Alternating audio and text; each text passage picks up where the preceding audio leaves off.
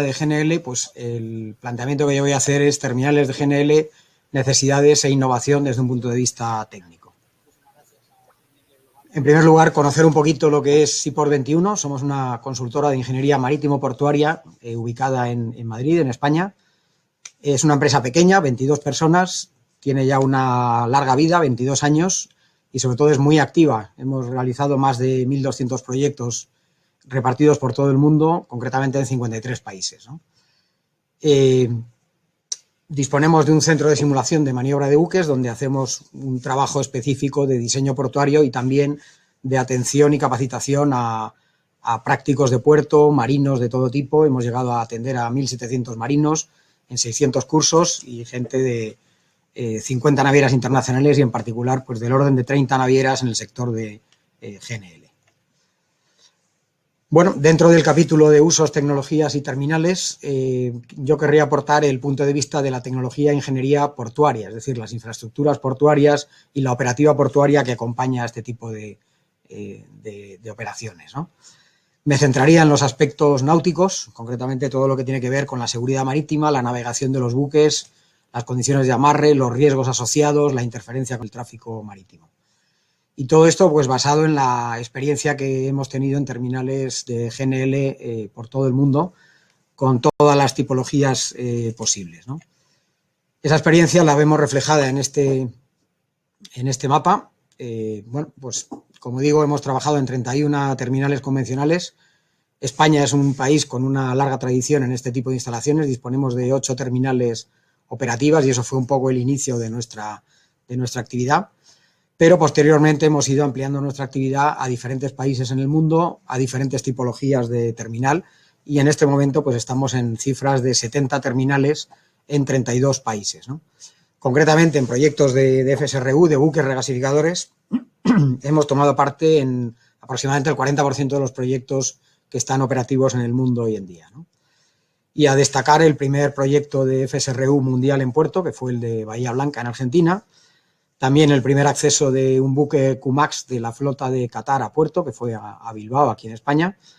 Y también la participación en el primer proyecto de FNLG a nivel mundial en puerto, que volvió a ser, curiosamente, en Bahía Blanca, en Argentina, ¿no? con la embarcación Tango.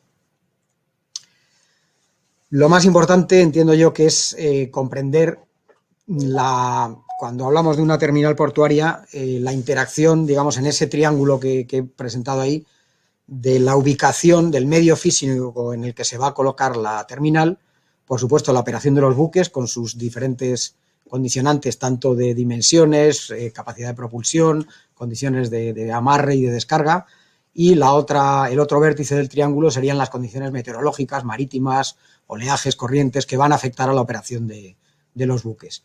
Y en el centro de ese triángulo, y es importantísimo, está el factor humano. Todo esto son operaciones que tienen mucho componente físico, pero además están siempre controladas y ejecutadas por equipos de personas muy diversas.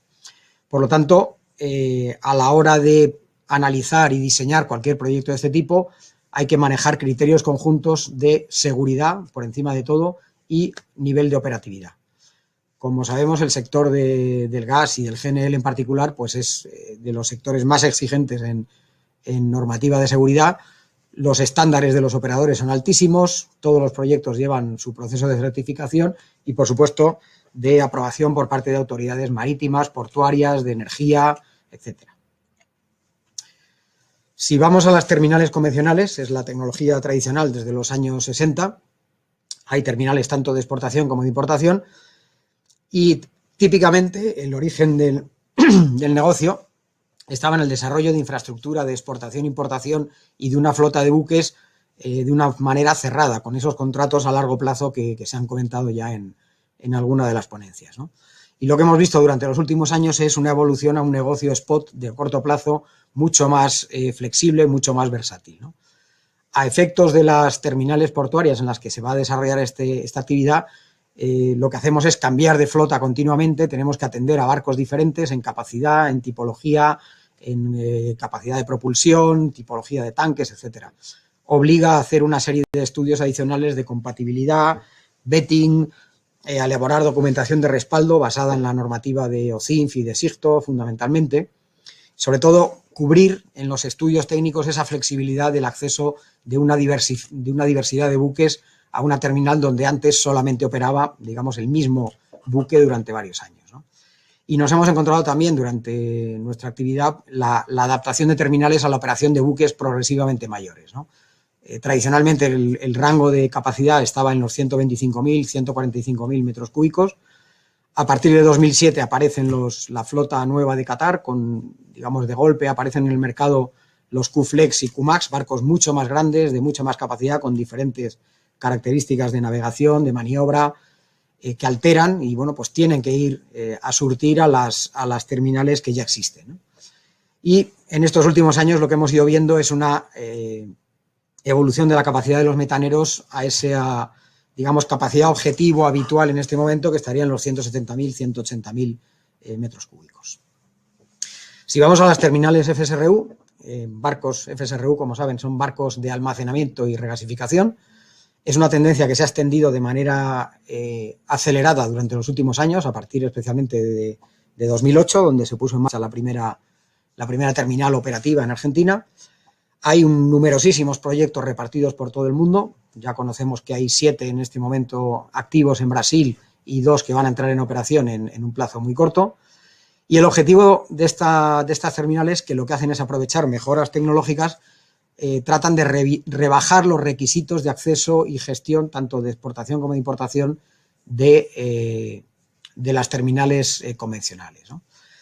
Fundamentalmente lo que se pretende es reducir al mínimo el plazo de procedimiento, estudio, autorización, implantación y suministro, llegar al suministro de gas en un plazo cortísimo y a la vez minimizar los costes, haciendo una traslación de los costes CAPEX, de los costes fijos de inversión en infraestructura, traducirlos a OPEX, es decir, simplificar todo el proceso de desarrollo del suministro, trasladando al barco la mayor parte de las actividades, apoyándonos en la propia certificación del barco y trasladando costes de construcción a costes de operación de la flota, ¿no?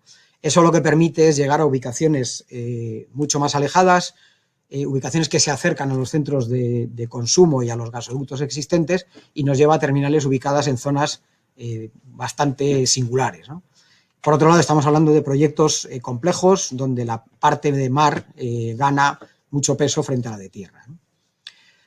Es un suministro que aporta una enorme flexibilidad, puede adaptarse a la demanda, podemos hacer suministros estacionales con FSRUs que entran y salen de puerto en épocas del año. Podemos adaptarnos al crecimiento del mercado, sustituyendo una FSRU por otra de mayor capacidad.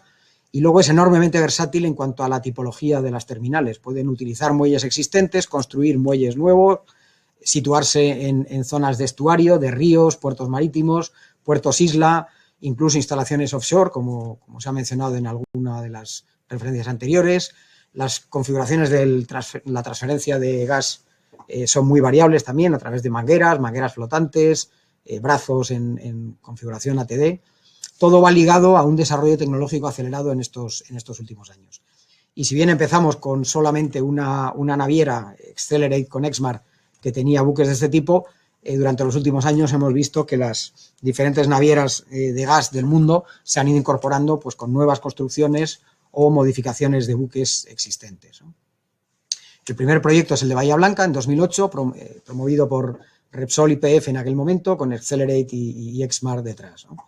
Se trataba de una respuesta a una emergencia en el suministro, un proyecto fast track, acelerado, y siendo un proyecto con un componente de innovación absolutamente relevante, se pudo desarrollar en solo 9 meses. Básicamente por reutilizar infraestructura existente, adaptando lo necesario y acompañándolo de una serie de estudios técnicos imprescindibles y de un enorme rigor en cuanto a garantizar la seguridad y la operación. Especialmente teniendo en cuenta que la FSRU es un barco que va a estar permanentemente atracado y por lo tanto debe ser capaz de aguantar los agentes meteorológicos extremales frente a las condiciones medias que se manejan habitualmente en las operaciones portuarias.